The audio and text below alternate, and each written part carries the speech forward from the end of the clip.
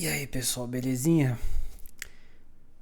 Hoje eu acho que é o dia de eu finalmente desabafar um pouquinho sobre o mercado de games, tá?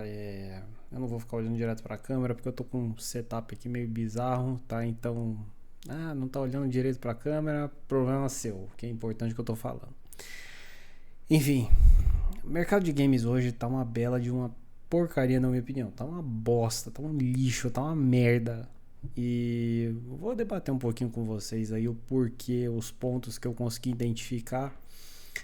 E assim, não é à toa que muita gente agora faz parte de algumas comunidades de retro game e, cara, assim, o número de pessoas, até mesmo de colegas meus ali que estão revivendo a era do 360, do PlayStation 3, alguns jogos do Play 2, do Xbox original, demonstra que, cara, o mercado não tá legal. Não tá legal. O mercado de games. Tá acontecendo uma coisa, na minha opinião, muito parecida com o que tá acontecendo no mercado de cinema, tá? E eu tô preocupado com o futuro, de verdade. Vamos começar pelo começo, o que é uma boa, que é isso aqui, que é o custo para o desenvolvimento de um game. Essa aqui é uma matéria do The Verge e ela fala que só para desenvolvimento do Homem-Aranha 2, a Insomniac Games gastou mais ou menos 300 milhões, tá? E aí o que é engraçado, né? Porque eles comparando que houve um aumento de 3 vezes, ou seja, o jogo ele custou 3 vezes mais caro entre o Homem-Aranha 1 e o 2. E aí, turminha, eu te pergunto, eu não joguei o Homem-Aranha 2 ainda, tá? Eu não tenho um PlayStation 2, mas, poxa, vocês viam? Quem jogou aí, fala aí pra mim. Viu diferença? Tipo, o jogo ele é realmente 3 vezes melhor do que o primeiro, no quesito de grandeza e tal. Cara, pra mim não faz sentido um negócio desse. E ainda mais que eles deixam aqui bem detalhado que, pô, pra isso valer a pena, né? Ele teria que ele vender 7 milhões de cópias, né? O que, falar a verdade pra vocês, gente, é muito, mesmo por um game ali gigantesco ali, não é uma tarefa fácil, tá? Mesmo sendo Homem-Aranha, vender 7 milhões de cópias não é uma tarefa fácil, tá? E aí, poxa, com certeza tem custos ali do que eles têm de licenciamento da Marvel, custo de licença ali para você fazer um game de outra, com assets de outra empresa, deve ser um valor absurdo, a gente não tem como ter essa informação, né? Mas com certeza só essa licença ali é o que já pesou. Mas uma coisa que é engraçada, né? Primeira coisa, né? Por que esse game custou tão caro? Por quê? Aumentaram o mapa, umas novas missões, sabe? Mas assim, será que realmente mexeram tanto no mapa ali que fizesse sentido? Teve um refresh na engine, mas cara, sabe que você fica se perguntando onde que foi gasto esse dinheiro todo? Porque o primeiro, assim, pra eles desenvolverem, poxa, tipo, na minha opinião, é mais difícil você desenvolver o primeiro game do que você fazer os sucessores, né? Então, é uma das questões ali que pega mesmo ali para eu conseguir entender o que diabo tá acontecendo. E não bastasse esse preço dos jogos mais caros hoje, né? Praticamente a Insomnia ela só tá fazendo games para Marvel. Para quem viu aquele leak deles, tem um jogo do Wolverine, vai ter mais um zilhão de jogos aí da Marvel e poxa, é caro produzir esses games, gente, é caro e assim, será que vão vender mesmo tudo isso que eles esperam? Poxa, vender 7 milhões de cópias. Há um jogo aí que está custando seus R$ 350, 400, R$ 500. É pesado, cara. É pesado. E aí não bastasse isso, gente. A própria Sony toma algumas decisões que, na minha opinião, é bizarro. Torrando muita grana com o desenvolvimento de jogos e com essas desgracinhas aqui, tá? O PlayStation Portal e o PlayStation 5 Pro, por exemplo, né? Até mesmo o famigerado PlayStation 4 Pro. Você conta esses consoles ali e tal? Gente, assim, se você comprou, se você tem um deles e tal, só tem um Play 4 aqui normal, padrão, modelo Fat primeiro. Já cheguei a brincar um pouquinho com o Slim também, mesma coisa. Então, pra mim é difícil justificar. Mas dá pra jogar em 4K, dá pra não sei o que, tem qualidade, a imagem é muito melhor e tal, mas, gente, vocês não estão entendendo o problema maior. A Sony e Microsoft fizeram isso, tá? Elas lançarem consoles com versões diferentes, pra mim, quebra totalmente a ideia de você ter um console. Que é o quê? Você vai pegar um hardware específico, você vai desenvolver para aquele hardware específico para aquela geração e acabou. O código que você colocar num game de PlayStation 4 Slim, de um PlayStation 4 Fat, vai ser o mesmo código.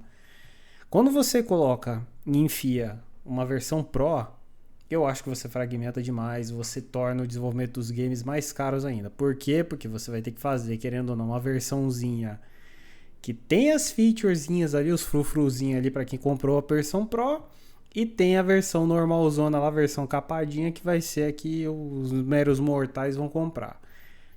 Pra mim isso é idiota, gente. Não tem por que fazer isso. Você tá literalmente sacrificando, olha, eu vou te oferecer um console melhor. Só que ao mesmo tempo, lembrem, os games estão mais caros, certo? Certo. Então, vai ficar mais caro ainda porque você vai ter que desenvolver para uma outra plataforma. Ou seja, na era do 360 do PlayStation 3, literalmente eles tinham que fazer o quê? Vamos fazer então. Vamos pegar Rockstar, vai. Vamos fazer então GTA V para 360 e PlayStation 3. Acabou. Era isso, sabe? Acabou. Agora, para o desenvolvimento do GTA 6, adivinha?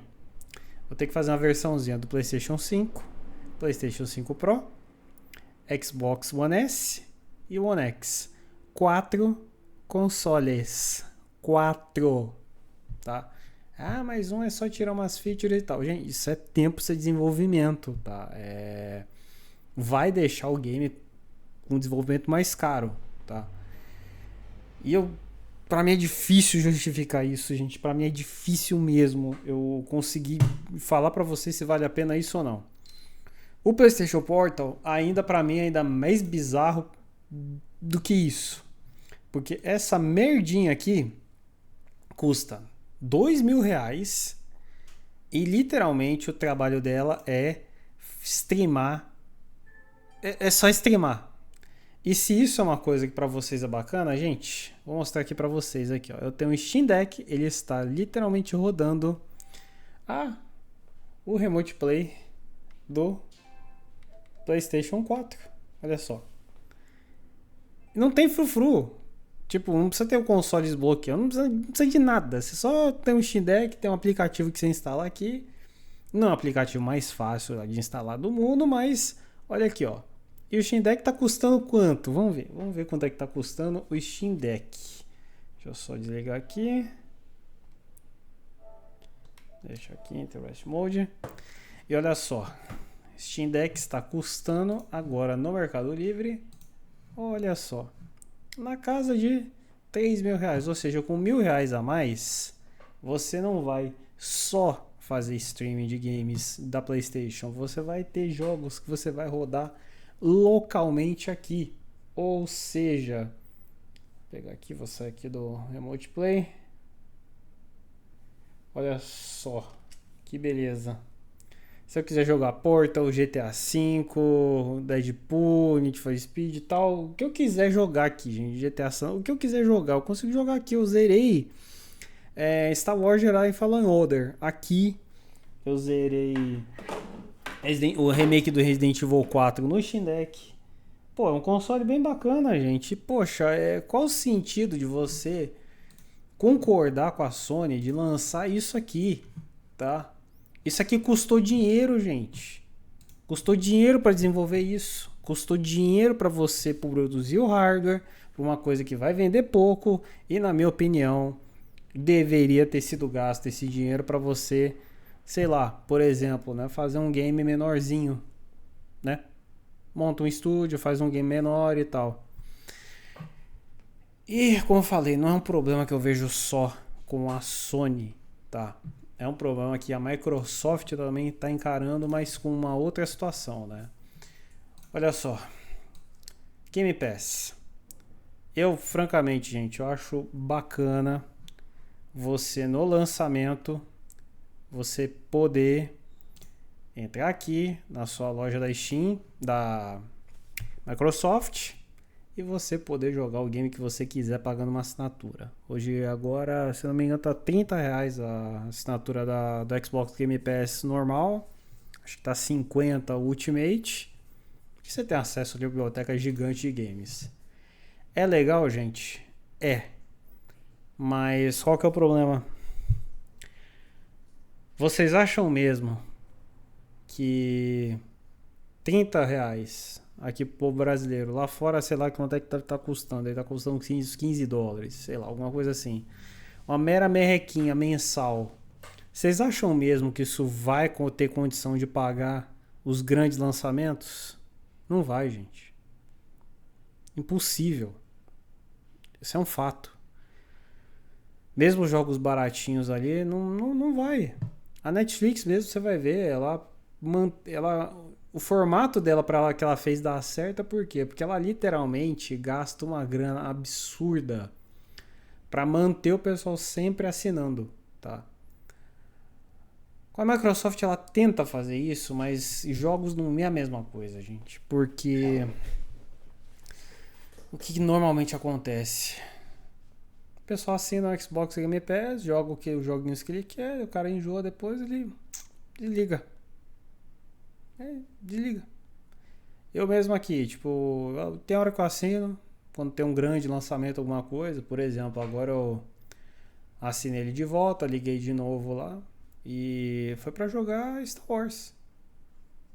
O Jedi Survivor, que eu não tinha jogado ainda. E esse game tá custando lá uns 200 conto. Então pra mim eu paguei R$30, eu vou zerar e acabou. Mesma coisa quando chegar Hellblade 2. Vou ir lá, vou jogar e depois eu vou cancelar. Ou seja, vou dar um mês de assinatura para a Microsoft. Isso para a visão do jogador, gente, é bom, tá? Não vou reclamar, não. É bom. Mas para a visão da empresa, para você ter custo para isso, não é viável, gente. No caso do Jedi Survivor até que faz um pouco de sentido, por quê? Porque eu tô jogando quase um ano depois que lançou. Querendo ou não, a EA faz isso. A Ubisoft, se não me engano, ela também faz isso. Agora, falando até em Ubisoft, estou jogando o Assassin's Creed Mirage. É pouco game que tem, gente. Não tem jogo. E você lançar tudo em dia zero no Game Pass é legal para os jogadores, mas como que você vai conseguir saturar fazer o público gostar da plataforma? Você ter jogos sempre? Não faz sentido. Você vai cada vez mais para esse formato aí do Game Pass funcionar, gente. Você tem que ter muitos jogos mesmo, jogos bons, jogos que funcionam. Gostei de Halo Infinite. Joguinho legal, mas cara, ele é uma sombra perto do que são os outros Halos. Isso, fato, é uma sombra, um relance. Não tem muito o que fazer. E os resultados falam, né? Vou pegar no exemplo só da Sony. Vamos lá. Exclusivos de PlayStation 5, gente. Olha o que tem aqui. Olha a listinha aqui. Isso aqui é toda... É isso aqui que a gente tem de jogo exclusivo de PlayStation 5. Vamos ver o 4? Ó, isso aqui. Um pouquinho maior, né? O 3 prepara, gente. A lista é bem grande. Bem grande. E o que é curioso, né? Na era do PlayStation 3, os jogos custavam mais barato. Teve ainda a questão do desbloqueio, né? Que saiu na época. que afetou um pouquinho as vendas, mas querendo ou não, vários jogos venderam na época do PlayStation 3 do 360. E aí? E aí? Tá acontecendo a mesma coisa nos cinemas. A gente tem aqui direto, a gente vê ali, pô, a Sony com aquela merda de filme do Madame Web. Pô, gastou uma baita de uma grana. E o filme, assim, desculpa, parece uma série de TV da Netflix barata. Por que você vai gastar dinheiro com aquilo? Custou acho que mais de 100 milhões aquele filme pra ser feito. E aí? Outros filmes ali que o pessoal pega e injeta uma grana absurda esperando, sabe, aquele retorno insano e tal. E não é assim, gente. Não é assim que funciona. Blockbuster é algo que, poxa, aquela surpresa, sabe? Pô, é aquele game que é raríssimo de acontecer, né? No caso do filme, né? Mas o conceito de blockbuster também meio que se aplica pra games também, né? Só aquele game que a galera sai comprando desenfreadamente, assim, nossa, meu Deus. God of War foi um desses, né? O primeiro. Saiu, pô, foi no boca a boca, quando foi ver, vendeu muito bem, porque a galera curtiu muito e tal. E falando inclusive do God of War, gente, poxa, cadê aí as franquias novas, né? Cadê? A gente tá revivendo uma série de remakes, remasters até ali e tal. E, pô, não que eu sou contra, tá? Muito pelo contrário. Se tem uma coisa que eu falo com meus colegas, com meu amigo, com meu primo, pô, cara, por que diabos aí não resolve fazer um remake do Need for Speed Most Wanted, do Underground 1 e 2? Por quê? Reclamam tanto que a franquia Need for Speed não tá legal e, pô, lançaram os novos, tem uma coisinha legal ou outra, mas, poxa, aquela nostalgia de você fazer um remaster daquilo que a galera tem a saudade ali na época, pô, cadê? Não tem.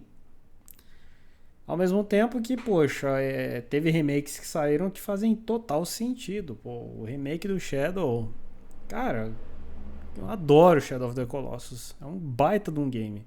E curiosamente é um game barato de ser feito, tá? Gastou-se muita grana com ele até certo ponto por conta dos atrasos do Fumito Ueda. Mas num escopo ali, se for comparar o que foi isso, o que foi um Metal Gear da vida, pô, cara, foi troco de pão desenvolver o Shadow of the Colossus. Troco de pão. E hoje, um jogo muito bem vendido. Muito bem. Então, são vários fatores. Como que a indústria vai pra frente assim? O que eu acho que seria o ideal, tá? Primeiro ponto. Parar de fazer esses consoles paralelos. Por mim, eu acho que a Sony tinha que engavetar essa ideia do PlayStation 5 Pro.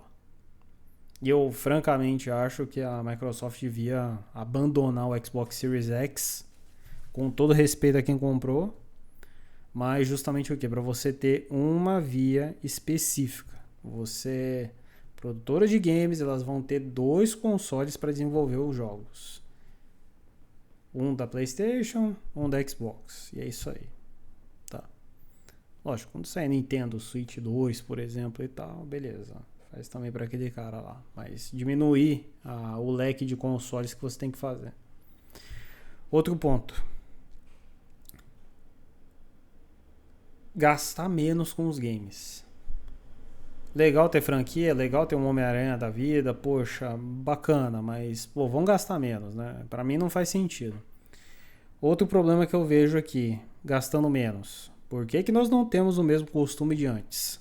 Na época que o GTA 4 foi lançado, saiu o GTA 4, saiu as grandes DLCs standalone, né? Que foi o GTA Episódios from Liberty City, que o Lost and Damned e o The Ballad of Gay Tony. Pô, jogaços. Uma trilogia aí do GTA 4 fenomenal. E qual que foi o pulo do gato deles? Gente, a cidade já estava feita, as mecânicas já estavam feitas. O que você tinha que fazer era desenvolver histórias, né, reaproveitando a mesma cidade. Teve uma outra adição ali de alguns ambientes e tal, mas assim, o grosso mesmo da cidade, pô, já estava feito. Show. Mesma coisa que foi feito, querendo ou não, com os Uncharted. O Uncharted 1, 2 e 3 ali, assim, querendo ou não, eles aproveitaram muita coisa, né? Se eu não me engano, até a engine no Uncharted 2, ela foi meio que mexidinha ali pra ser usada no Uncharted 3 também, né? Que depois eles aproveitaram pra fazer o The Last of Us. Então, sabe, você reaproveitar certos recursos ali pra você otimizar o tempo. Outra coisa, os jogos não precisam ser gigantescos, vocês não precisam fazer um mundo aberto, enfiar coisa no rabo dos jogadores sempre. Não precisa. Pô, Assassin's Creed Origins. Amei aquele game, amei. Jogo foda. Jogo foda, gosto muito do Bayek. Amo a mitologia egípcia, amo o Egito. Poxa, as pirâmides, você explorar as tumbas, cara, que negócio da hora. Eu comprei todas as DLCs dele só porque eu curti o game. Mas eu vou falar pra você, tem muito repeteco de missão. É só aquela coisa só pra poder fazer fingir que o game é maior do que ele é. Porque 90%, porque em questão de missões mesmo, galera, você tem as explorações das tumbas, que é legal, os puzzlezinhos que são bacanas, são únicos, beleza. E daí você tem as mini batalhas, batalha com o chefe lá de arena, você tem os outposts lá, que você tem que matar os guardas ali e libertar todo mundo, e meio que é isso. Mecânicas de batalha do game são as mesmas. Tipo, você pegar um posto num lugar X, num lugar Y é a mesma coisa. O jogo só ficou grandão aí porque fizeram um mapa gigantesco e enfiaram 1 zilhão de coisa repetida pra fazer lá. E aí vem a checklist, né? E enfia, não, que você tem que ir lá coletar uns papiros de não sei onde, umas relíquias de não sei onde e tal, pra você conseguir uma coisinha cosmética e tal. E assim, qual o sentido disso? Eu só fiz o game 100% porque, pô, eu tava gostando, mas tinha hora de ficar cansativo. Mesma coisa nos jogos do Homem-Aranha, pô. Tem roupa lá, por exemplo, que você tem que desbloquear, que você tem que fazer ali, ficar caçando no mapa, mochilinha. Ah, pelo amor de Deus, né? Tipo, nada contra quem gosta ali de pegar os colecionáveis e tal, mas, gente, isso aí é uma métrica artificial ali pra você deixar o game maior do que ele é. Fora ainda aquelas missões ali, aqueles diálogos que, poxa, aquelas missõezinhas malucas ali que você tem que trocar ideia com um personagem, a missão ensina muito interessante e tal, aquela coisa, mais ou menos e tal, e é isso aí. O que é engraçado, porque na época do Skyrim eu nunca joguei, mas tinha um colega meu ali de escola, Alexandre, pô, jogou, o moleque se acabou ali de jogar aquele game, e uma coisa que ele falava era, e não foi ele, foi a única pessoa que me falou isso, que o Skyrim, a história principal era uma merda, mas as sidequests ali você se perdia, você ia pra longe assim, que conhecia um fulano de tal, você ia lá e tal, ali aquela coisa. Não era muito meu estilo de game, porque eu não gosto muito de games com diálogo, assim, que você precisa ficar escolhendo linhas de diálogo. Tento gostar, uma coisa minha. Nunca consegui zerar Mass Effect, The Witcher e tal, nem Skyrim por conta disso. Mas é interessante você ver ali que, pô, a narrativa principal ela não é tão interessante assim. Nos jogos da Ubisoft, por exemplo, ao contrário, né? A narrativa principal ela é legal, na maioria das vezes. E as missões secundárias, mais ou menos. Entendeu? Bem mais ou menos. Até nos próprios Origins, né, que eu gostei bastante, tem uns chefes lá que você tem que matar, que, pô, cara, a história do cara desnecessária. Sério, não tem porquê. Eu acho que pesa um pouco, gente. Pô, porque aquilo ali foi tempo que alguém gastou pra fazer aquilo. É um sentimento, assim, totalmente diferente quando eu fui jogar Red Dead Redemption 2. Cara, você entra naquele ambiente assim, você se perde. É tanta coisa interessante, pô. Eu descobri aquele cientista lá, que é o Nikola Tesla lá, que tem a missão lá do robô. Cara, bagulho louco, cara. É algo feito assim, pô, legal. Então, eu acho o seguinte, você vai fazer um game grandioso, faz esse game então ele ser realmente interessante. Não faz ele ser grande assim só porque você quer que ele seja grande. Que ele seja gigantesco, né? Um Far Cry, por exemplo, pô, um tanto de tranqueira que bota no mapa. E bom, não bastasse isso, outra coisa que eu acho que seria a solução, cadê os jogos Double A, né? O pessoal está muito acostumado com Triple A, né? Mas cadê os jogos Double A, né? Hellblade, por exemplo, foi o primeiro. Um game relativamente barato, não era assim aquele game indie, mas era um game mais barato do que um Triple A.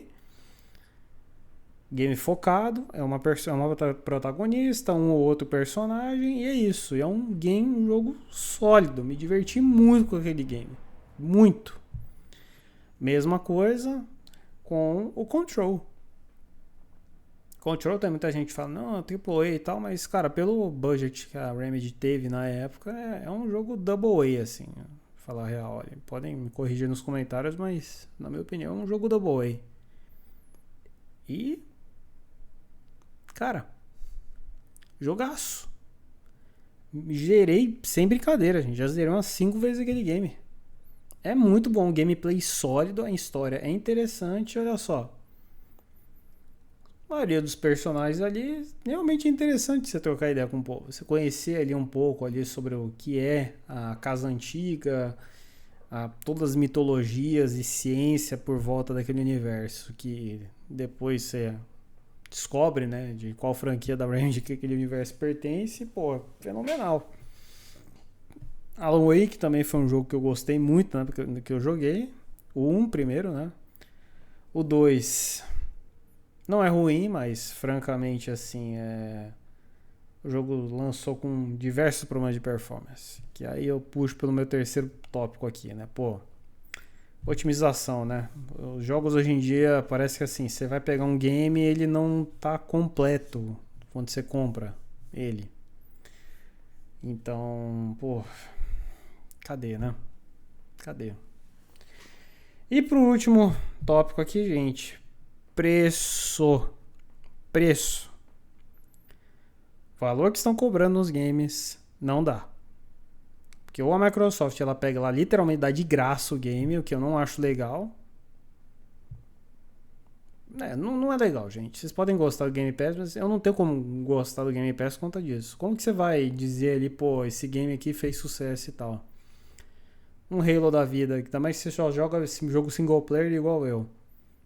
Aí você vai jogar o game, a história, tipo assim, um mês você acaba. E realmente não precisa, então, poxa, qual o sentido? Entendeu? Qual o sentido de você oferecer ele baratinho? Pô, Hellblade, por exemplo. Pô, vai sair lá. Como que a Microsoft vai levantar dinheiro com isso, gente? Não consegue. E não espere que isso aí vai ser diferente com o COD e tal. O COD talvez seja um pouco melhor, porque querendo ou não, gente, é um game que segura muito o multiplayer.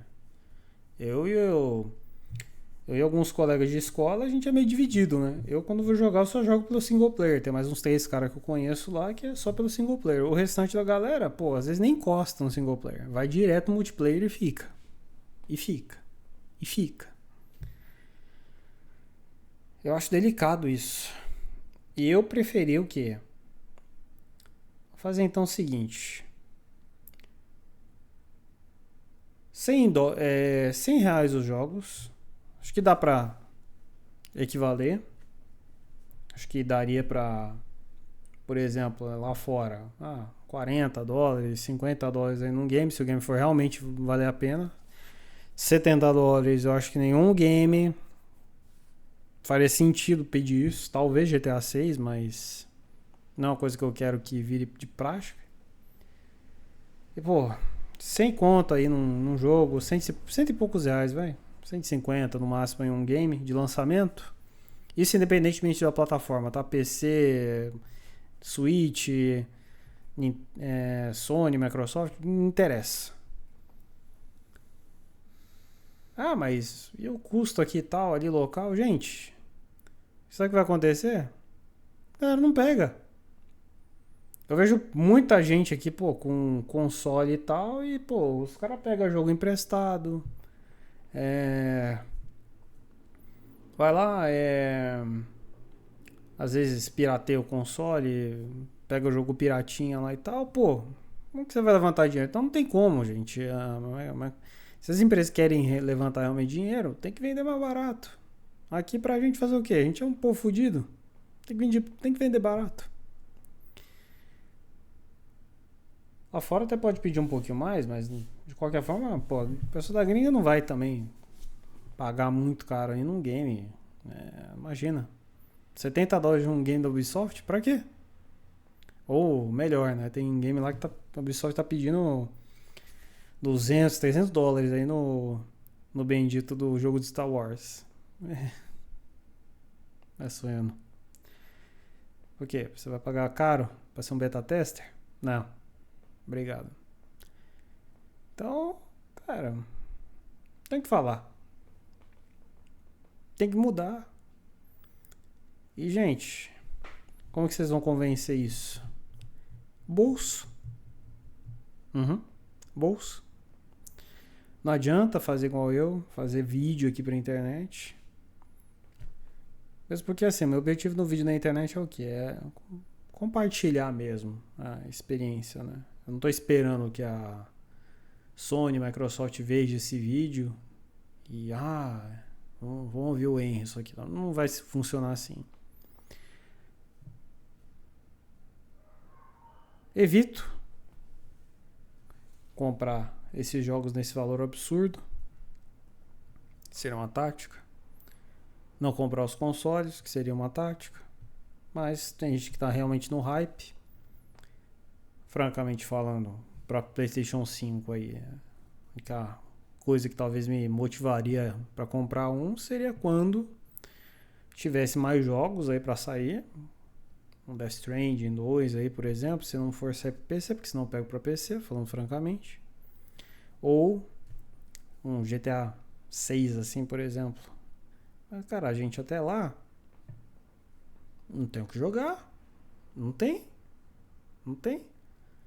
Cadê Killzone no PlayStation 5? Não tem.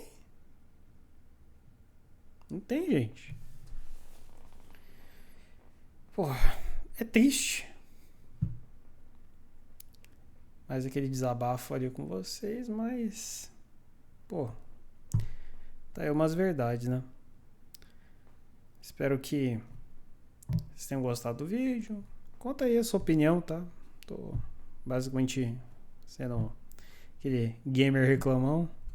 Mas deixa aí nos comentários, gente. O que vocês acham que poderia ser feito também na indústria para ser renovada? Porque tá complicado, né? E vai por mim, gente. Empresas, elas estão cagando para vocês, tá? É sério mesmo. Você pode defender aí, né? Porque a Sony, né? Porque a Microsoft e tal, mas, gente, elas estão cagando para vocês. Elas querem a sua carteira. Se elas não ligam nem pros funcionários delas, claro. Microsoft mesmo comprou aquele monte de estúdio e adivinha? Tesourou.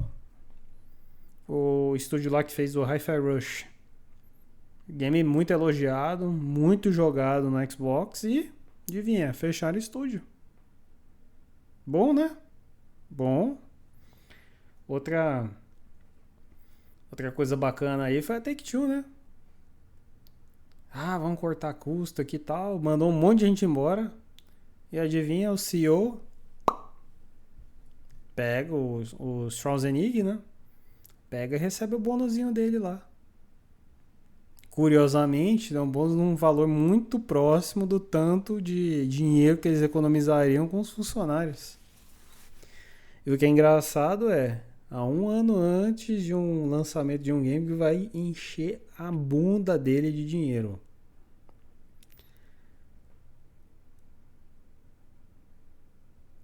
Eu não consigo confiar em povo ali que ganha muito dinheiro. Não tem um. E assim, não me levem errado, tá? Não é que eu estou falando que você ganhar muito dinheiro é uma coisa ruim. Não, obviamente não é. Mas eu vejo assim muitos CEOs de empresa que eles querem literalmente manter ali esse status de vida deles onde literalmente você não tem mais onde gastar dinheiro, é impossível você gastar todo o dinheiro que você tem. E ao invés de você diminuir o seu salário, sabe, para de repente você evoluir a empresa de uma maneira melhor, né? Não. Você prefere ficar com aquele dinheiro lá para você e literalmente o resto que se vire. Se vire para poder é, arrumar custo, cortar gasto ali para você ganhar ainda o seu bônus, né? Não que você não possa otimizar os gastos aí da empresa, não é isso que eu quero dizer. Mas, poxa, quando eu faço o fator motivacional para essa decisão, é literalmente, quero mais dinheiro porque eu não quero perder a minha vida, o meu status. Para mim é uma decisão errada de um CEO. E ele não é o único que faz isso. Então, isso aí, gente. Um restante de semana para vocês. Ainda quero fazer uns outros videozinhos aí mais pra frente, mas vamos lá. Obrigado aí pelo tempo de vocês e até mais.